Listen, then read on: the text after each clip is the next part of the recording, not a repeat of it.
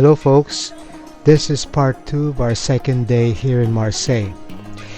After a few minutes of walking, we found a terminal of the transportation that will take us to that church on the hill that we always see whenever we're at the old port. This church is called the Notre-Dame De La Garde. This spot is included in the first circuit or route that also takes you around the Vieux Port. On the way to the church on the hill, you will also go on a scenic route that passes by beaches and the sea and some upscale residential areas.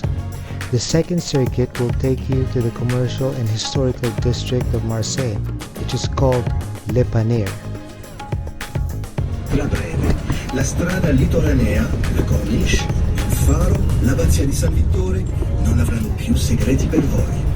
Señoras y señoras, buenos días y bienvenidos a bordo del Petit Tren de la Monnaie. Este viaje os permitirá de descubrir unos de los más bonitos monumentos de Marseille.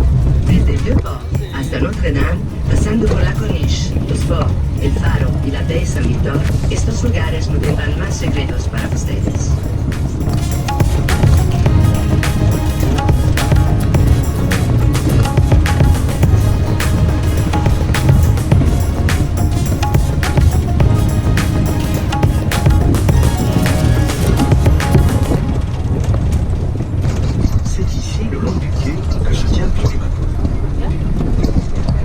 Que se tient tous les matins le marché aux poissons du Vieux Port. Les étals proposent toutes les espèces qui composent la célèbre bouillabaisse. Rascasse, araignée, galinette. On apprécie son ambiance animée où l'on savoure avec bonheur l'accent coloré et chantant de la Provence. Right here, along the embankment, every morning, the Old Harbor's fish market occurs. The stalls offer all the species that compose the famous bouillabaisse. Bouillabaisse. That's the French dish I want to try. I learned that it's some kind of seafood soup, fish and other shellfish.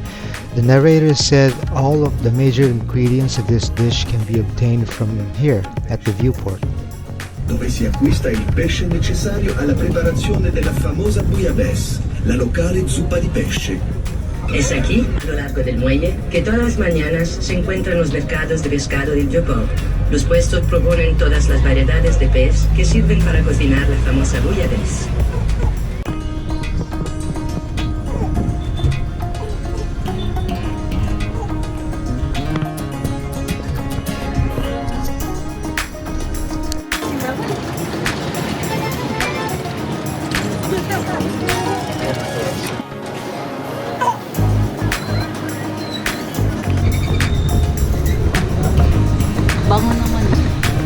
We passed by a street vendor roasting chestnuts.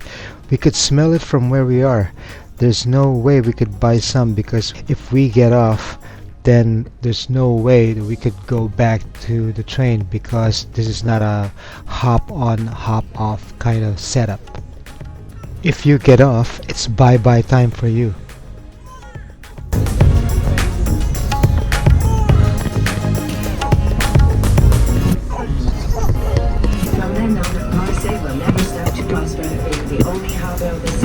Till the middle of the 19th century.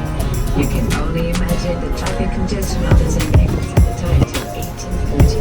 Vor 2006 Jahren landeten griechische Seeländer aus Ursprünglich hier am Gasturm, um Massalia des heutigen Marseille zu besuchen. Damals war hier nichts außer einem Felsen. You can see that aluminum canopy from here. It's a good thing that they have this here because the sun was blazing down on us. So every once in a while we can get under it and cool down a bit. Sono passati 2600 anni da quando dei coloni grechi provenienti da Fossea. That's the church on the hill, the Notre-Dame De La Garde. That's the highlight of this trip. Once we get there, we can hop off and roam around the area and enter the building.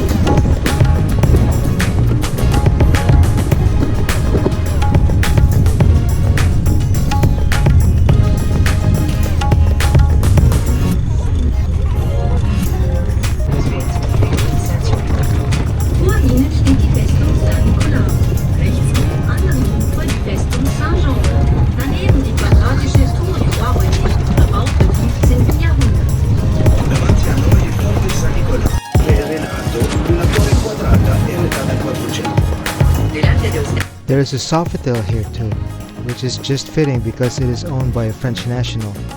I have fond memories of this hotel back in the Philippines. Once you see the water, you are now at the western part of the city, where the Gulf de Marseille lies.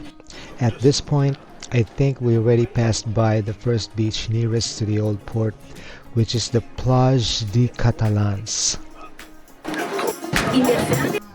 Now we see the Chateau d'If.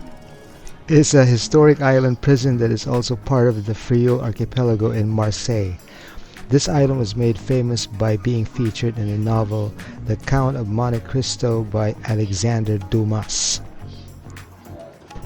Here's another monument that is popular here in Marseille. I'm not even going to pronounce it, it's too hard.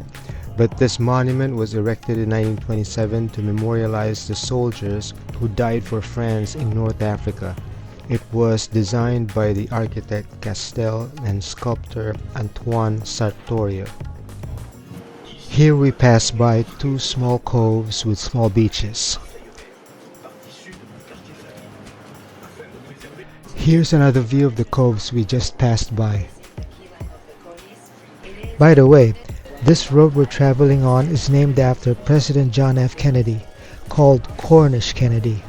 It is a road ledge that spans roughly 3 kilometers along the west coast of Marseille. It is also lined with a continuous bench that went to the record books as the longest concrete bench. This stretch of road is a popular tourist spot here in Marseille.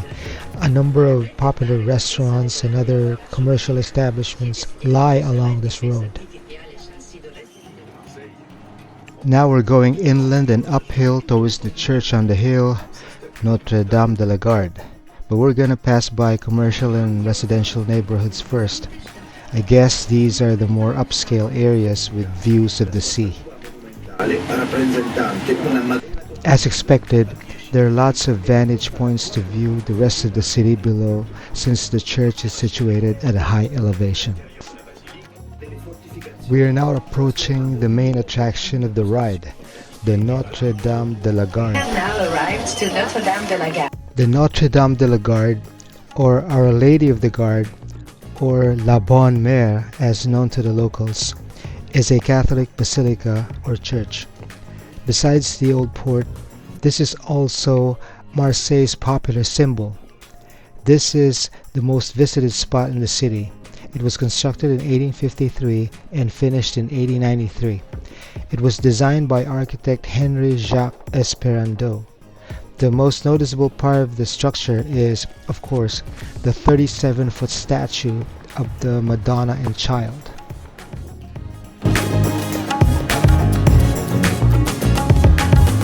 These are the pictures that we took inside the building, but we didn't go to the nave anymore because there were people praying and we didn't want to disturb them. In Tagalog, the Philippine official language, magazine means a magazine, something to read. Now, based on this sign, in French, magazine means shop. So that means you go to a magazine to buy a magazine.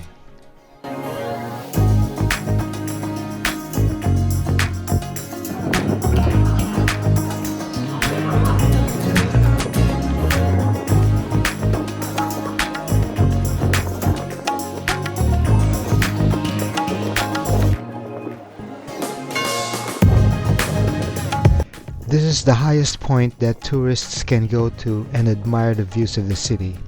At this point, my wife was too tired to be with me here, so she stayed at the lower level. But this church, we found out too late, has elevators. We didn't know about it until I went inside to buy a souvenir magnet. So when you come here, make sure that you use the elevators first. By the way, don't lose the ticket they gave you when you paid for the ride. The driver will ask for it when you board the train again to go back to the port.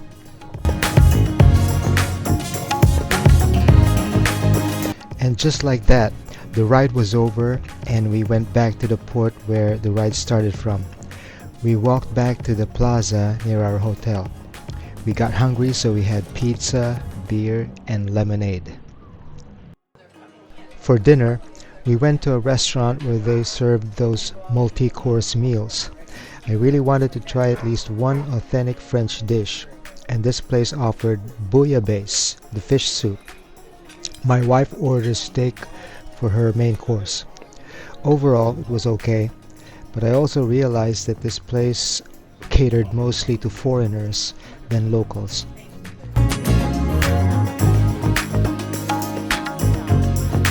Now we're walking back to our hotel and soaking in the surroundings. Just look at this. It's beautiful. We still have one more day to stay here in this beautiful city, so watch out for that.